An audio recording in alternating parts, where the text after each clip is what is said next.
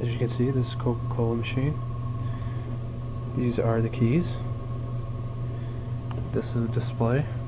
It's $1.50. This is how you hack. You press 4, then the 2, then the 3, then the 1. As you can see, the menu has came up. Scroll through the menu,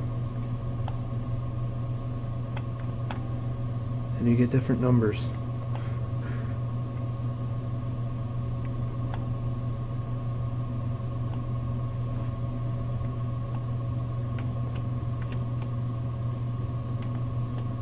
To get out, press the 5th. Goes back. I'm not going to screw with the menu, but you get the clue, you know.